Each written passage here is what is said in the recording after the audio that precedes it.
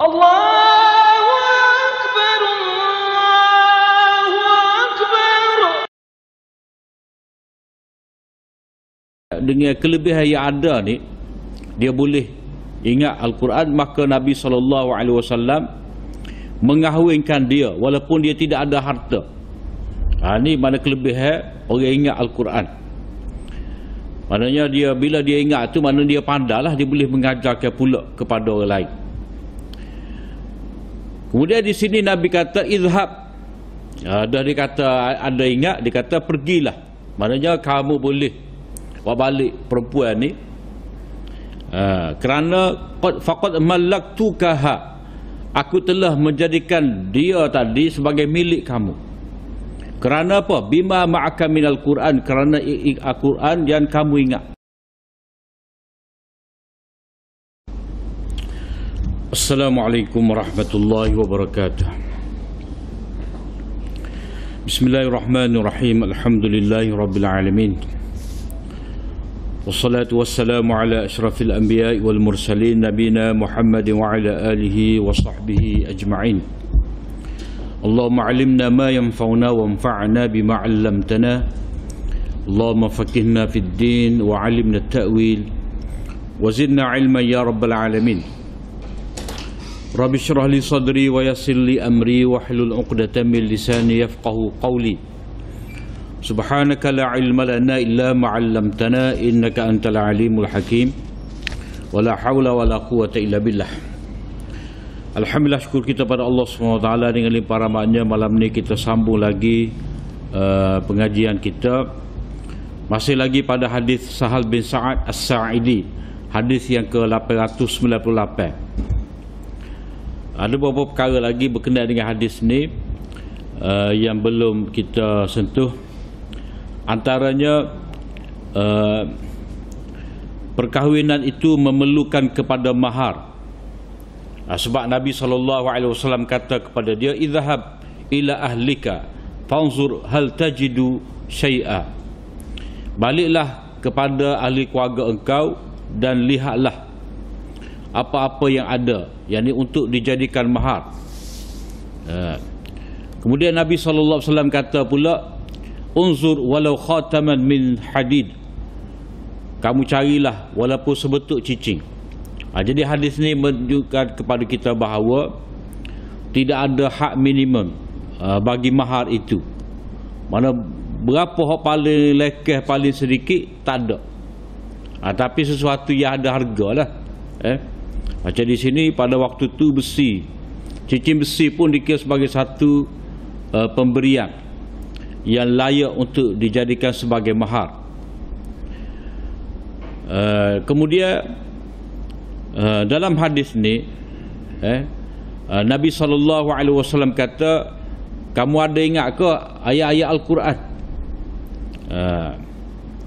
Maknanya di sini kelebihan ataupun keutamaan ahlu Al-Quran, iaitu orang yang ingat. Maknanya ada bahagian daripada ayat Al-Quran yang dia ingat, walaupun tidak seluruh Al-Quran dia ingat. Maknanya dia ingat juzuk Ammar ke, juzuk 29 ke, juzuk Baqarah ataupun surah Jadah. Macam apa kita ni jadi teiman ni, dia ingat ayat lazim tak apa dah. Mana kalau temuruga dengan majlis tu, ingat surah lazim, ingat sejadah, ingat surah insan, tak apa dah. Buat semaya subuh hari Jumaat. Maknanya ada hafalan Al-Quran itu adalah satu kemuliaan. Sebab Nabi SAW tanya, mu ada ingat ke tidak Quran? Mana kamu boleh baca ke tidak ayat Al-Quran? Maknanya boleh baca mulut, maknanya tak apa lihat kepada mushaf. Ataqra'uhunna an zahri qalbik. Sebab Nabi tanya, kamu boleh baca ke tidak dengan dada kamu, dengan ingatan kamu. Jadi itu kelebihan orang ahli Quran. Maknanya dia dengan kelebihan yang ada ni, dia boleh ingat Al-Quran, maka Nabi SAW mengahwinkan dia walaupun dia tidak ada harta. Ini mana kelebihan orang ingat Al-Quran. Maknanya dia bila dia ingat tu, maknanya dia pandailah, dia boleh mengajarkan pula kepada orang lain. Kemudian di sini Nabi kata izhab. Dah dia kata ada ingat, dia kata pergilah. Maknanya kamu boleh buat balik perempuan ni. Kerana faqad malaktukaha, aku telah menjadikan dia tadi sebagai milik kamu. Kerana apa? Bima ma'aka minal Quran, kerana Al-Quran yang kamu ingat. Mana di sini mahar itu dalam bentuk Al-Quran, yakni mengajarkan Al-Quran, kelebihan ataupun kemahiran, kepandaian yang dia ada tu untuk mengajarkan Al-Quran, maka itu sebenarnya mahar dia. Maknanya disebabkan dia pandai Quran, Nabi SAW mengahwinkan dia dengan perempuan tadi, maka dia boleh berkahwin. Dan bila dia berkahwin, dia kena ajar lah. Dia kena ajar kepada isteri dia tu membaca Al-Quran. Jadi di sini dia panggil qaunus sadaq ta'lim Al-Quran. Mahar itu dalam bentuk mengajarkan Al-Quran. Mana daripada sinilah ada dua perbahasan. Yang pertama, mengajarkan Al-Quran itu boleh dijadikan sebagai mahar, dan mahar itu benda yang ada nilai. Kemudian mengajarkan Al-Quran itu dikira sebagai pekerjaan, upah, layak dibayar. Sebab apa? Sebab Quran yang dia ada tu, dia boleh ajar pada isteri dia. Maknanya mahar tu mesti dalam bentuk harta. Jadi dia tak boleh nak bayar, dia tak ada harta yang dia nak bagi. Hak adanya dia pandai Quran. Jadi setiap kali dia baca Al-Quran itu, dia ajar kepada isteri dia, seolah-olah isteri dia tu bayar kepada dia. Dan pada ketika itu tak payah bayar, sebab dia mengajarkan Al-Quran, dia bayar mahar tu dengan ta'limul Quran, mengajarkan Al-Quran. Maka di sini, kalau seorang tu dia mengajar Al-Quran, dia layak menerima upah. Sebab apa? Sebab bukan kita pergi atas Quran tu, kerana kepandaian yang ada pada kita tu, boleh mengajar Quran. Supaya kita pandai nukil lah, kita pandai nukil. Ataupun pomeng. Pomeng ni, sebelum dia sapa, kata kita berenang, sebelum dia sapa, kita tekak kelih, dah. Buka bonet tu tengok gitulah, goya-goya gitu, dah. Nak adjust itu tak pandai, telefon pomeng mari, dah. Dia kata tu trust tak. Dia kosek sikit, hidup dah. Jadi kalau kita sendiri kosek, tak jadi. Jadi kita kata, Allah, berapa ni? Dia kata 50 ya. Allah, jamuh gitu 50 ya. Maknanya kepandaian dia, keahlian dia dalam bidang membaiki tadi, dia jamuh je sebab dia tahu dah. Butir dia duduk sini. Masalah duduk sini, dia kosek situ je. Kita tak pandai setus situ 40 kali pun tak jadi juga. Maknanya kemahiran, kepandaian seseorang itu layak diberi bayaran ataupun diberi upah. Kenapa? Kerana ini bentuk perkhidmatan. Jadi sebagai bentuk perkhidmatan seperti ini, orang panggil servis ni, dah, maka layak dia mendapat upah, ujrah dia panggil. Sebab dalam Islam ni, dia harta, dia ada dua macam bentuk harta. Harta bagi stokor gini, yang mana kita jual beli. Satu lagi servis tu, maknanya manfaat. Macam kita jual rumah tu kita jual, dah, kita jual ataupun kita beli rumah.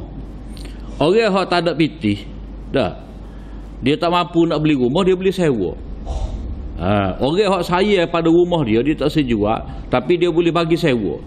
Jadi bagi sewa tu sebenarnya dia menjual perkhidmatan, ataupun dia berjual manfaat dia panggil. Maknanya manfaat rumah ke apa? Boleh duduk. Jadi yang dijual tu boleh duduk. Rumah dia tak jual, tapi boleh duduk tu dia kena bayar. Jadi itu perkhidmatan. Jadi perkhidmatan ni dia ada harga, ada nilai. Jadi di sini mengajarkan Al-Quran itu pertama boleh dijadikan upah.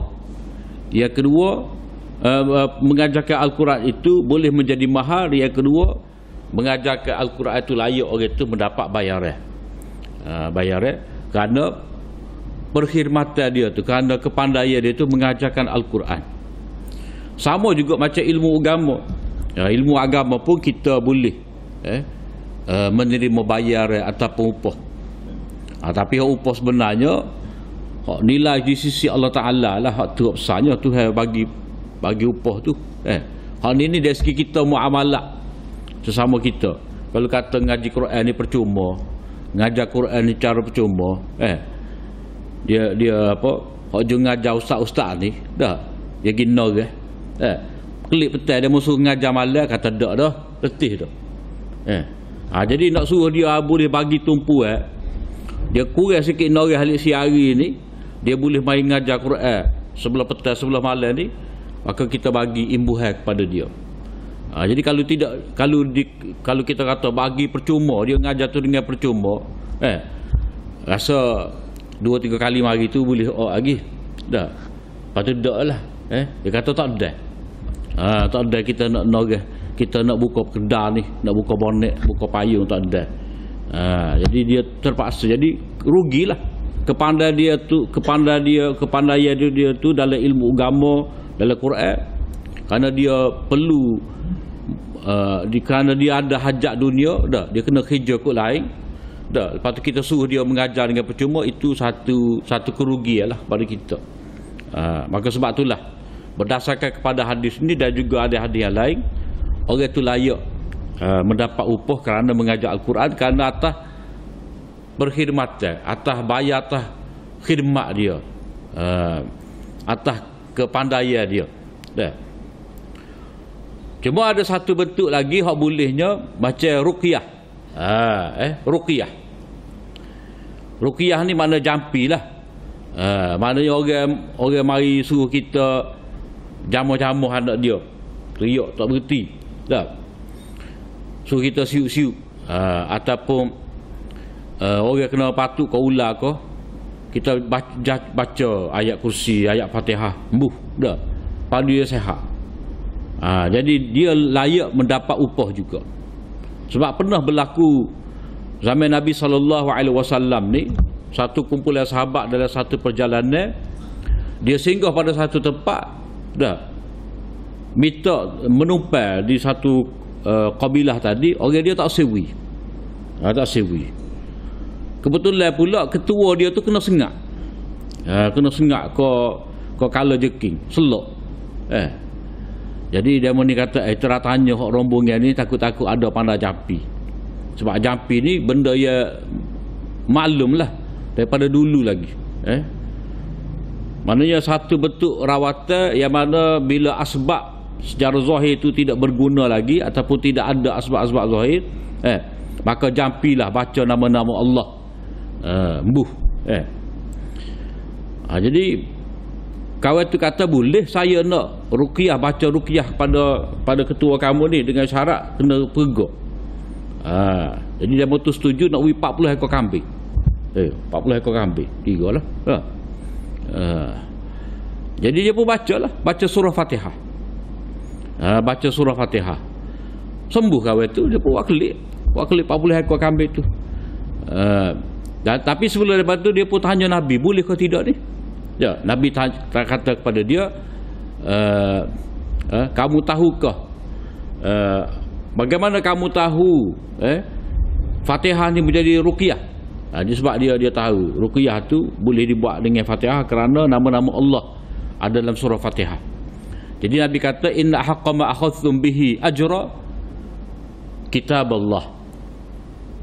Benda yang paling layak kamu dapat sebagai upah lah kerana kitab Allah. Maknanya di situ dia mengajarkan, dia membaca ruqyah dengan baca surah Fatihah kepada orang sakit, orang itu sembuh, maka dia layak dapat upah. Jadi hak dia baca tu ayat Quran. Jadi baca ayat Quran satu dalam bentuk mengajar, layak mendapat upah. Begitu juga membaca Al-Quran dalam bentuk jampi, ruqyah pun boleh juga. Hak jadi persoalannya baca untuk orang mati ni. Boleh upah ke tidak? Kalau mazhab Hanafi kata tak boleh. Sebab dia mutlak tak boleh.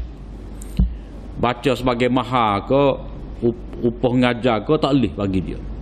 Apatah lagi hak dalam bab nak memberi pahala kepada si mati. Sebab apa? Sebab baca Quran tadi untuk menghadiahkan pahala pada si mati tidak boleh mendapat upah ni kerana itu sebagai bab qurbah. Bab qurbah dan dekat diri kepada Allah SWT. Dan satu lagi untuk mendapat pahala. Jadi bila kita baca atas rasa nak dapat pahala, ya bagi pahala tu Allah, maka kita tidak boleh minta upah. Sama juga seperti kita baca Quran. Contoh kita ayat kota email dah. Hari ni yang membaca Quran ni 2 juzuk. Mari 200 ya. Berapa? Sebab hamba baca Quran. Tak boleh minta upah sebab kita nak pahala. Jadi kita baca tu untuk diri kita. Tiba-tiba kita minta dengan email ataupun dengan siapa-siapa, hamba baca Quran ni bagilah 200. Tak boleh. Maka begitu juga kalau bagi ulama yang terima pahala baca Quran ni siapa kepada si mati, dia tidak boleh menerima upah. Tak boleh menerima upah. Sebab apa? Sebab kalau dia nak pahala, sebab dia nak bagi pahala tu kepada si mati. Jadi kalau dia ambil dah upah, maknanya tak ada bentuk qurbah, bentuk nak dapatkan pahala. Jadi kerana apa? Kerana dia telah ambil dah upah. Jadi tidak boleh. Jadi dia ada beza. Dia ada beza. Beza baca Quran untuk pahala diri kita, baca Quran untuk bagi hadiah pahala pada si mati, baca Quran sebagai mengajar kepada orang, baca Quran untuk memberi membaca Quran sebagai ruqyah, sebagai jampi. Ada beza. Jadi hak dua ni layak. Baca Quran untuk mengajar ke orang, baca Quran untuk jampi. Sebab ni dalam bentuk khidmat. Hak ni baca Quran untuk diri kita sendiri, baca Quran untuk hadiah kepada si mati, ini dalam bentuk qurbah ni, dia tak boleh kita nak dapat upah segera. Lepas tu mana? Baca lillahi ta'ala lah tu. Sebab apa? Sebab kita baca tu memang nak bagi pahala untuk si mati. Kita baca memang untuk dapat pahala untuk kita. Jadi apa pula kita boleh tutup upahnya? Tu beza dia. Adapun hak ni kita baca Quran untuk si mati, untuk baca Quran ngajar pada budak-budak ni. Budak tu pandai. Dia dapat faedah kepandaian dia tu. Kemudian orang yang sakit tadi kita baca ayat Quran, jampi untuk dia.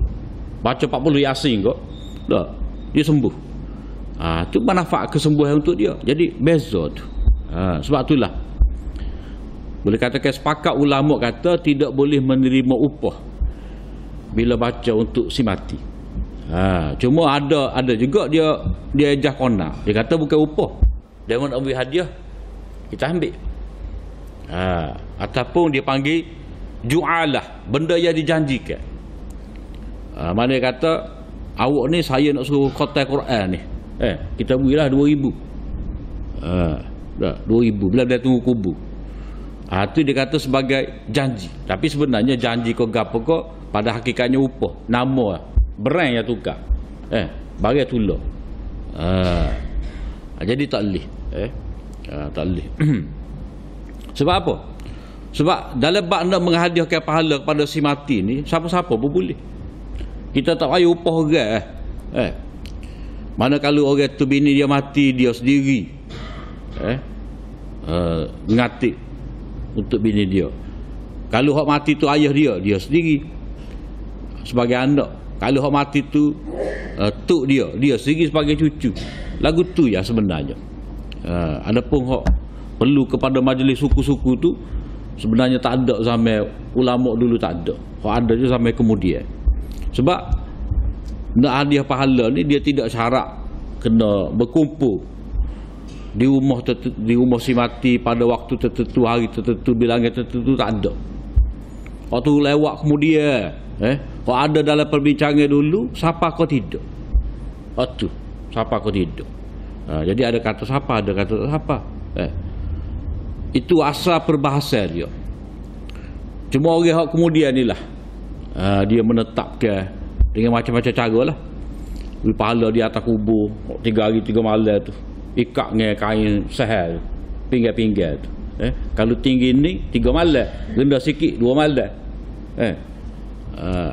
Itu hak benda baru kemudian mari. Banyak aksesori dah, banyak inovasi dah. Kemudian habis perbahasan tentang mahar itu boleh dalam bentuk mengajarkan Al-Quran sebagai satu perkhidmatan. Satu lagi ni, faqad mallaktukaha, aku telah menjadikan perempuan tadi sebagai milik engkau. Daripada sini ada ulama berpendapat bahawa seperti mazhab Hanafi, dia orang sependapat dengan dia, boleh kita nak mengahwinkan seorang perempuan tu dengan lafaz selain daripada nikah, boleh. Maknanya wali kata aku telah beri milik anak aku ni kepada engkau. Dah. Ataupun dia kata beri milik sebagai isteri. Ataupun mahukah aku memperisterikan anak aku ni dengan kamu? Dia kata ya, saya setuju, boleh. Sebab dalam hadis ni kata malaktukah, aku jadikan dia tu sebagai milik. Mazhab Syafi'i kata tak boleh. Dia kena lafaz tazwij ataupun inkah, aku nikahkan dika. Kena lafaz lagu tu, tazwij. Kalau setengah terima hak nekal sangat agak, Syak je sebut molek kata aku terima nikah. Aku terima nikah tak sih. Kena nikah. Tu. Tak boleh tak boleh kena tu berat aku tu. Sebab kalau kita dah kecek Melayu ni, dah tu tak ada beza, serupa ya. Pentingnya dengan masuk perkahwinan tu penting. Jadi kalau kita tengok kepada hadis ni, boleh malaktukaha, aku jadikan wanita itu sebagai milik kamu. Milik macam mana? Milik ni bukan kata milik boleh jual tidak. Bukan kata boleh jual tidak, maksudnya penguasaan dan penjagaan. Itu maksud dia. Maknanya aku telah serah kepada engkau anak aku ni sebagai tanggungjawab engkau kena jaga dia, terima dia. Ataupun maksud milik ni mana kamu dapat miliki kemaluan dia tu. Sebab orang lain tidak dapat memiliki kemaluan seorang perempuan melainkan suami dia. Jadi kalau malaktukaha tu dengan arti aku telah memberi milik budak, dia panggil. Aku telah beri milik kepada engkau itu diri dia, tubuh dia tu kepada engkau. Itu maksud dia. Jadi berdasarkan dia panggil qarinah lah, berdasarkan kepada keadaan seperti ini, maknanya milik tu bukan milik jual beli lah. Mana milik maksud perkahwinan tu. Mana kita nikah dengan perempuan, keturunan lah. Keturunan. Jadi keturunan tu tidak kena kena miliki budak tu lah, kena memiliki kemaluan tu baru dapat. Maknanya biar ada tanah dulu baru boleh nanam, baru boleh bubuh baja, jiru apa semua. Jadi milik di sini maksud dia milik diri. Maknanya boleh istimta', boleh kita nak berseronok dengan dia. Jadi dengan sebab Al-Quran yang ada, maknanya sebagai mahar, mana tidak semestinya dengan lafaz nikah pun boleh.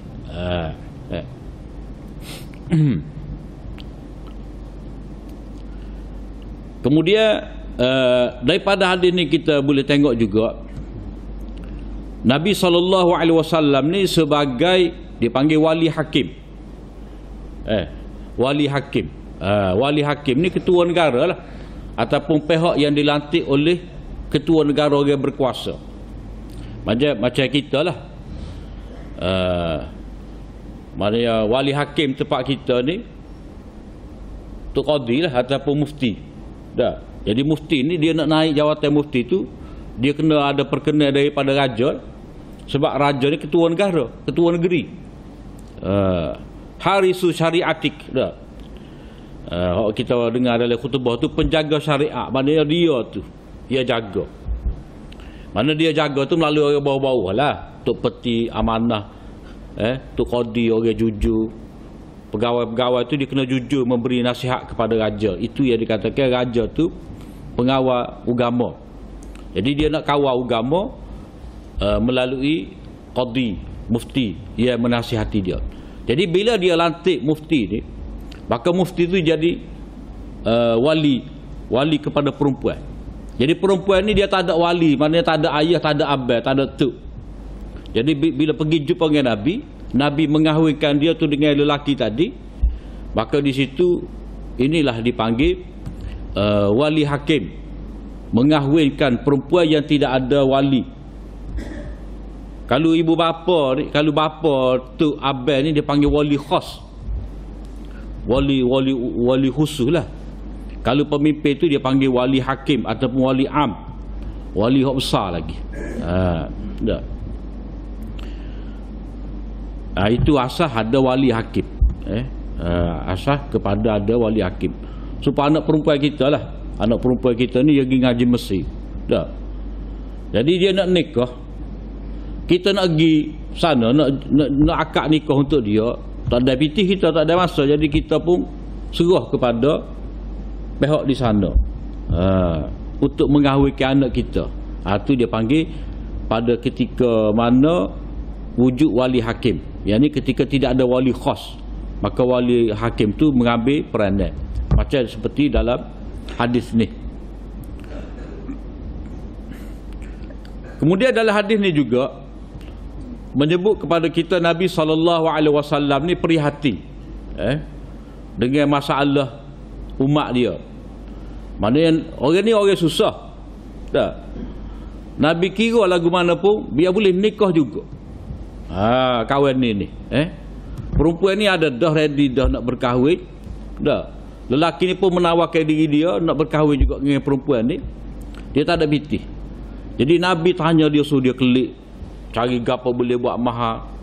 Akhir dia kata tak ada gapo melainkan Quran saja. Lepas tu Nabi pun kahwinkan dia. Maknanya sifat Nabi SAW prihatin ni, mana Nabi tidak membiarkan umat dia ni dalam keadaan kecewa lah, tidak dapat berkahwin. Dah. Itu kalau kita tengok dari sudut Nabi itu sebagai Nabi kepada umat dia. Maknanya Nabi atas dasar dia sebagai Nabi, tengok umat dia tak dapat berkahwin. Dah. Lalu Nabi memudahkan. Satu lagi, kalau kita tengok Nabi ni sebagai ketua negara. Nabi sebagai ketua negara. Bila Nabi sebagai ketua negara, kita tengok sudut ni, Nabi sebagai pemimpin pada sebuah negara, maknanya kerajaan lah ni, pemimpin lah ni dia kena bagilah bantuan perkahwinan untuk pasangan-pasangan yang tidak ada harta. Macam kerajaan negeri ni dia ada skim zawaj. Dia sebut skim ziwaj. Hak baca betulnya skim zawaj. Skim perkahwinan. Dia bagilah. Orang ni nak nikah berapa? Dia bagi 2,000 kok. Nikah di balai Islam. Dah. Lepas tu adalah walimah sikit-sikit lebih kurang. Nak besar-besar tu maknanya ada pitih benar tu. Dah. Maknanya hak tak ada pitih ni, dia boleh berkahwin. Maknanya mempermudahkan urusan perkahwinan itu sebahagian daripada tanggungjawab pemimpin. Kepada orang susah lah, orang kaya ada pekerjaan tu lagilah tak apalah dia tu. Orang susah-susah ni maknanya pemimpin ni dia kena dapat maklumat melalui ketua-ketua ataupun imam-imam mungkin ni, mana dalam kampung kita ni hak lelaki ni umur 30 lebih dah tak nikah lagi. Kena pergi kira lagu mana, tanya berapa tak boleh nikah. Jadi supaya apa? Supaya jangan ada tak nikah. Dah. Bertiga. Hak perempuan lagu tu juga. Maknanya KJL dia kena ambil inisiatif. Ada tempat kita ni molek lah. Ada skim zawaj tu. Perkahwinan untuk orang-orang yang tidak ada kemampuan. Maknanya pemerintah memberi pertolongan. Sekadar hak boleh lah. Jadi di antara sunnahnya mempermudahkan urusan perkahwinan. Sebab kalau tak nikah bahaya. Dah. Macam setengah orang ni dia gagal balas kan bab bini ramai ni. Dah. Jadi kadang-kadang kita ni daripada kita fikir nak tambah bini kita ketiga kepak ni. Dah. Tanya kat guru kita ni hak tak ada bini lagi. Dah. Kata apa demo tak nikah lagi. Dah. Kahwin dua dah ni tak kira lah. Cukup kahwin pak demo tak ada seorang abu.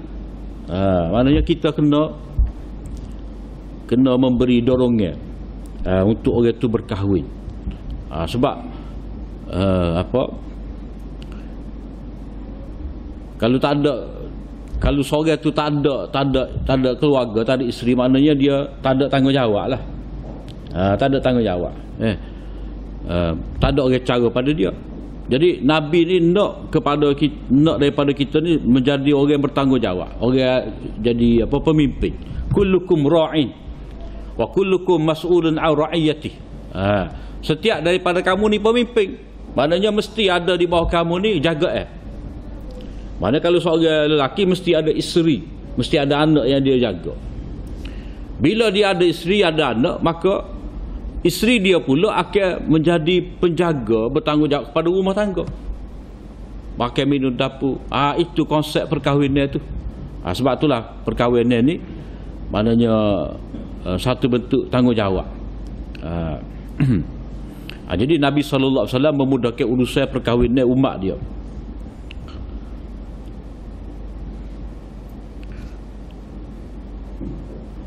Kemudian hadis berikut ni, habislah situ Hadis Anas radhiyallahu anhu anna Nabiy sallallahu alaihi wasallam ra'a ala Abdurrahman ibni Auf athara sufrah. Qala ma hadha? Qala inni tazawwajtu imra'atan ala wazni nawatin min dhahab. Qala barakallahu laka awlim walau bisyah. Hadis riwayat daripada Anas bin Malik bahawa Nabi sallallahu alaihi wasallam melihat pada baju pada tubuh ataupun pada baju Abdurrahman bin Auf ni kesan warna kekuningan. Maksud kesan warna kekuningan ni mana ada bekas minyak wangi yang diperbuat daripada za'faran yang biasanya dipakai oleh wanita. Kalau zaman dulu tu perempuan ni dia buat minyak wangi untuk diri dia daripada stigma tu, za'faran. Za'faran tu kau berorak tu lah. Orang buh dalam kuzi kau gapo tu. 18,000 sekilo. 18,000 sekilo. Mahal tu. Dia orang tanam di tempat-tempat tertentu macam di Afghanistan tu. Dia pokok tu dia ada dalam 3 bulan ya. Lepas tu ambil stigma dia. Bukan ambil bunga ke tidak. Bunga tu kok tubik stigma ni macam kau tu bunga raya. Tu herba yang paling mahal sekali 18,000. Kalau pelaga handy tu 180. Pelaga handy sekelo. Orang tak beli pelaga handy sekelo. Tapi nak nilai dia 200 riyal lah sekelo pelaga handy. Hal ni 18,000. Supaya kita nampak beza terupah. Jadi tapi ramai kita kena lipat kotak arak. Bukan za'faran pun kita beli. Zak parai. Zak parai. Jadi ada warna kekuningan pada baju Abdurrahman bin Auf. Nabi pun tanya, "Ma hadza?" Apa ni? Sebab apa? Sebab Nabi SAW ni dalam hadis lain melarang orang lelaki mencelup kain mereka tu, baju mereka tu dengan za'faran, warna kuning. Sebab warna kuning nyela tu tak sesuai bagi seorang lelaki. Jadi Nabi tanya ni macam pelik ni. Ataupun mungkin Nabi tanya ni minyak wangi za'faran ni ia ada lekat kuning-kuning ni biasanya dipakai oleh perempuan. Orang lelaki tak pakai. Sebab sifat minyak wangi orang lelaki ni kuat bau dia, warna tak ada. Orang perempuan pula tak kuat bau tapi warna tu kuat. Jadi Nabi pelik dia tengok macam mana ni, ada minyak wangi za'faran.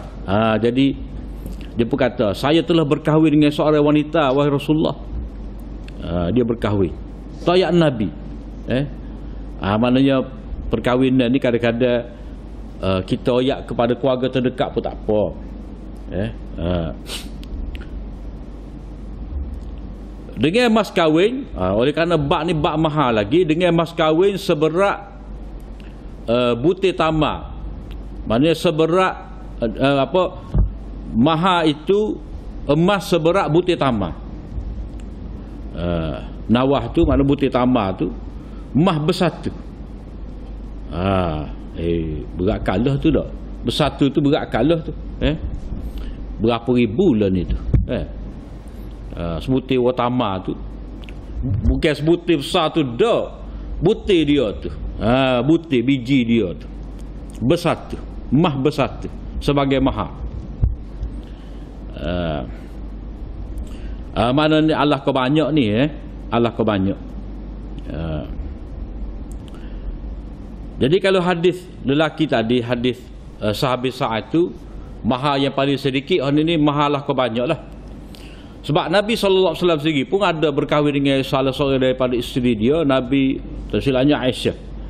Nabi bagi sebanyak 12 ukiyah lebih. 12 ukiyah. Satu ukiyah tu bersama dengan 40 dirham. Kira-kira tu dalam 500 dirham. 500 dirham ni lepas kalau kita lah ni. 500 dirham. 500 dirham ni kalau kita belajar bab zakat, berapa nisab zakat? Tanda orang kaya. 200 dirham. Kalau kira dengan nilai lah ni 22,000 lah.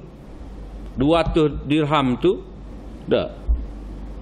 Kalau kita kira sebagai nisab zakat 200 dirham, nisab zakat kita lah ni 22,000. Maknanya 44,000 Nabi bayar kepada, Nabi bagi kepada isteri dia. Dia lebih main. Maknanya itu, sebab itulah dikatakan karamah untuk perempuan. Maknanya Nabi SAW memberikan kemuliaan kepada wanita, dia bagi. Jadi mengikut kemampuan lah. Bukan mesti banyak tu dah atas kita. Kita saya kena setara mana kau dia. Dah. Kita banyak mana kita nak. dua bit emas gelar dah. Baru yang saya sungguh. Jadi seberat tu Abdurrahman bin Auf bagi kepada isteri dia. Qala, Nabi pun kata, barakallahu laka, semoga Allah Ta'ala memberkati engkau. Mana Nabi tak kata mu nikah tak ayat kat aku. Oh, kita lah ni gagal tak, mu nikah tak ayat dah, bewah tak ayat dah, marah. Jagalah, aku bewah kita panggil mu, ada main balah gitu tak sudah. Jadi Nabi terus mendoakan keberkatan untuk dia. Nabi pun kata, oleh kerana aku tak tahu ni, orang lain pun tak tahu juga, aulim walau bisa, buatlah walimah, walaupun dengan seekor kambing. Mana buatlah jamuan walaupun dengan seekor kambing. Walau di sini dia ada dua tafsiran. Lau di sini Allah kau banyak kau, Allah kau sikit. Buatlah jamuan walaupun sekadar seekor kambing. Tu maknanya Allah kau sikit. Kalau hak besar agak seekor unta lah. Ataupun di sini buatlah jamuan walaupun buatlah jamuan sebanyak seekor kambing. Allah kau banyak tu maknanya seekor kambing tu dikira besar dah. Ataupun mungkin seekor kambing tu dikira sebagai sikit. Mana hak besarnya seekor unta. Dia boleh pergi belakang ni. Maknanya seekor kambing tu kira besar dah tu. Sebab Nabi SAW dalam riwayat Bukhari ada buat jamuan perkahwinan dia tu dengan 2 cupok barley lah. sawit. Maknanya kacak koleh lah kalau kita kata. Sebab perkahwinan Nabi sallallahu alaihi wasallam dengan Safiyah binti Huyai bin Akhtab ni, dalam perjalanan Nabi sallallahu alaihi wasallam meraihkan perkahwinan dia tu dengan Safiyah, buat jamu sekadar sawit, mana koleh lah. Ada minyak sapi sikit, ada gandum sikit, ada watama sikit. Lepas tu masak kacang-kacang, masak jamu tu. Boleh dah jadi walimah. Setengah kita ni makan laksa je. Dia pelakah. Laksa 20 hias kilo sekali dengan siap. Dia lebih baik, mahal juga. Jadi walimah ni mengikut kemampuan lah. Maknanya Nabi ni ada kala dia walimah tu besar. Kalau baginda berkahwin dengan Zainab tu mewah, besar tu walimah. Kalau dia berkahwin dengan Safiyah tu ringkas. Jadi bagaimanapun tetap ada walimah. Sahih walimah tu mengikut kemampuan kita lah.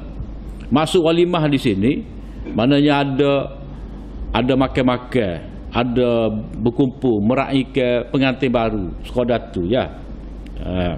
Mana orang tahu lalu kat nampak ramai kereta tu mana ada demo kelinat tu nikah anak. Tak panggil kita. Dia panggil popok dia je. Nyambut orang dia. Ada. Nyambut tak biasa ya. Tak apa tu. Maknanya kita buat walimah ni, syarat walimah ni dia tidak semestinya panggil sebutir kampung, habis anak beranak, mana mengikut kemampuan kita. Jadi bila kata walimah ni mengikut kemampuan kita, maka ada ulama berpendapat bahawa walimah ni wajib. Maknanya sekadar seekor kambing tu bagi orang Arab tu debet benar tu. Ataupun kalau kita ni sebutir kampung, seekor kambing, sekawah, 3 suku tu wahara. Dah. Maknanya nak meraihkan. Mana kira juga walimah. Jadi ada ulama kata sunat muakkadah, dia ada juga ulama kata wajib. Wajib tu sekadar mana? Sekadar buat jamu reka-reka lah, kita tepuh nasi kawuk 40 buku walimah dah tu. Tu bab mahar.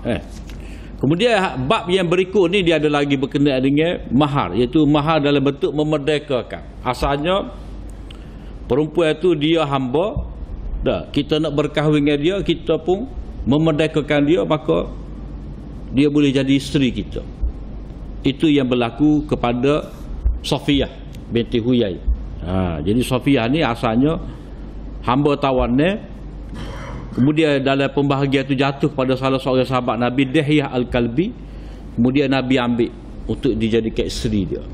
Itu insya-Allah kita akan bincang pada minggu akan datang, hadis 900. Jadi setakat saja apa yang baik dari Allah SWT. Salah dan silap daripada kelemahan hamba. Aku liqauli hadza wa astaghfirullah li wa lakum. Assalamualaikum warahmatullahi wabarakatuh.